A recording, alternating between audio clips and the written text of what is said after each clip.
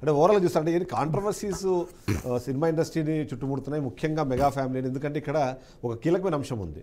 వాళ్ళు ఏం మాట్లాడినా దాన్ని ఇవాళ కాంట్రవర్సీ చేయడానికి ఒక సోషల్ మీడియా వింగ్ ఎప్పుడు కాసుకొని ఉంది. దానివల్ల ఇవన్నీ జరుగుతున్నాయి అనేది ఒక వాదన వినిపించే ప్రయత్నం చేస్తాం. ఎందుకంటే మొన్నటికి మనం చూసాం లైలాకి దానికి సంబంధించి చూసినా అసలు ఆయన మాట్లాడింది ఏంటో దానికి మాకు సంబంధం ఉందో లేదు తెలియదు, కానీ బాయ్కాట్ లైలా అని చెప్పేసి 25,000 ట్వీట్లు పడ్డాయి. ఏంటి అసలు దీనికి దానికి ఏంటి సంబంధం మాట్లాడారు? ఇది అలా చూడాలంటారా, లేకపోతే ఇది వాంటెడ్లీ చేసింది అలా చూడాలంటారా? చిరంజీవి గారు ఇన్నేళ్ల ఇండస్ట్రీలో ఇప్పుడు వీళ్ళిద్దరూ మాట్లాడారు. ఇక్కడ ఈరోజు జరిగిన ఇష్యూ గురించి మాట్లాడారు. ఇన్ని సంవత్సరాలలో ఆయన ఈ స్థానానికి రావడానికి ఎంత కష్టపడి ఉంటాడు? First point. నిజంగా కాంట్రవర్సీలో నిజంగా రియల్ క్యారెక్టర్ ఇప్పుడు బయటకు వచ్చిందని సార్ చెప్పినట్టు రియల్ క్యారెక్టర్ ఎప్పుడో కూడా బయట రావచ్చు. అట్లా అనుకుంటే మీరు సరిలేరు నీకెవరు దాంట్లో కూడా విజయశాంతి గారితో మాట్లాడింది ఆయన. ఆ సందర్భంలో విజయశాంతి గారు అక్కడ ఉన్నారు కాబట్టి ఆ సందర్భంలో ఆయన గురించి మాట్లాడిన దానికి పక్క రోజు ఎక్స్ప్లెనేషన్ కూడా ఇచ్చారు మనకు, ఎందుకు విజయశాంతి గురించి అట్లా మాట్లాడారు అని. ఈవెన్ విజయశాంతి గారు కూడా అదే చెప్పారు. ఇక్కడ యాంకర్ అడిగిన ప్రశ్నలకి సమాధానం చెప్పాడు. 2 ఇష్యూలు, తాత గారి గురించి అండ్ వాళ్ళ మనవరాలతో తీసిన ఫోటో గురించి, ప్లస్ మీరు అడిగిన క్వశ్చన్కి సపరేట్ వింగే కావాలని వాళ్ళ ఫ్యామిలీ ఏది మాట్లాడినా అది చేస్తుంది. ఎందుకు? రాజకీయంలో వీళ్ళ తమ్ముడు ఉన్నాడు. సరే, మీరు ఒక విషయం చెప్పండి ఫస్ట్. ఒక్క నిమిషం అండి. కరెక్ట్. ఎందుకు? రాజకీయాల్లో వీళ్ళ తమ్ముడు ఉన్నాడు. ఎక్కడున్నాడు? అధికార పక్షంలో ఉన్నాడు. ఈయన రాజకీయాలకు నేను స్వస్తి పలికాను, నా తమ్ముడే అన్ని చూసుకుంటాడు అని అక్కడ మాట్లాడే మాట ఎందుకు అంటే ఆ సినిమాకి ప్రమోషనల్గా పబ్లిక్ స్టంట్ అనుకొని నేను కూడా అంటాను.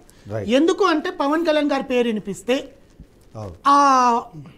ఆ స్టంట్ కాస్త ఆ సినిమాకు ఉపయోగపడుతుంది. దాని ఇంకొక పాయింట్ యాక్చువల్లీ ఆయన ఒక మాట ఏం మాట్లాడారంటే, నేను కలుస్తుంది పొలిటీషియన్స్ని నా పొలిటికల్ కెరీర్ కోసం కాదు, సినిమాకి మంచి చేయాలని. అట్లా దాంట్లో సినిమాలకు సంబంధించి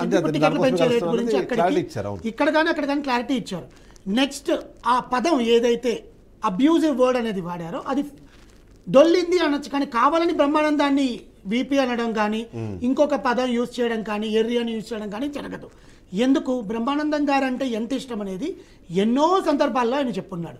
అదే బ్రహ్మానందం గారు ఎన్నో ఇంటర్వ్యూల్లో కూడా చిరంజీవి గారి వల్లనే నేను ఇండస్ట్రీకి వచ్చాను, ఆయన నన్ను ఎక్కడో జనంలో ఉండి పెద్దగా నవ్వినందుకు చంటబ్బాయి సినిమాలో నన్ను తీసుకొచ్చి పెట్టారు, నాకు ఆయన ఇచ్చిన దానివల్ల నేను ఆయన నా టాలెంట్ మీద బయటకు వచ్చాను, నా టాలెంట్ని గుర్తించారు అని. అలాంటి బ్రహ్మానందాన్ని ఆయన వీపీ అనాల్సిన అవసరం లేదు కదండి. సెకండ్ థింగ్, ఆయన సందర్భం ఏం చెప్పాడంటే మీమ్స్లో బ్రహ్మానందం గారి ఫోటోలు పెట్టుకొని వాడుతుంటారు.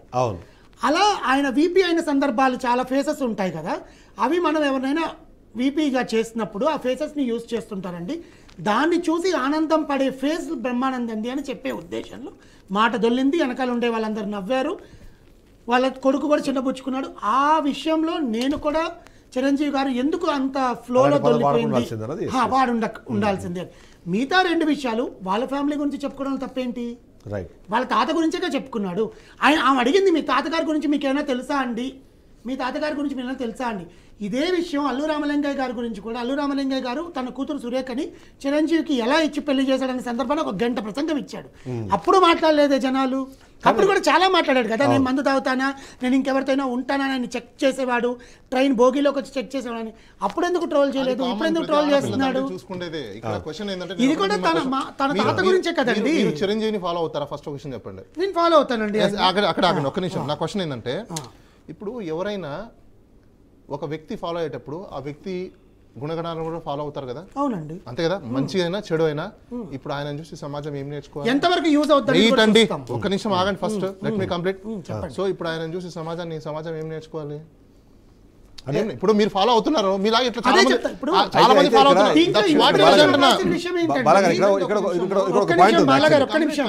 అడిగింది చెప్తాను, అక్కడ ఆపండి.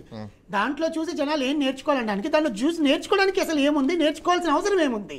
వాళ్ళ ఫ్యామిలీ గురించి. ఇప్పుడు ఒకప్పుడు ఆయన చెప్పింది ఏంటి, ఈయనకే 68 ఏళ్ళు, ఇంకా వాళ్ళ తాతకి ఎంత? ఆ టైంలో ఎట్లుండేవి? ఆ టైంలో 2 పిల్లలు లేదా? 1947 బిఫోర్ వాళ్ళ తాత. అది చెప్పడం అనేది ఆయన తాతగారి గురించి చెప్పారండి. అంత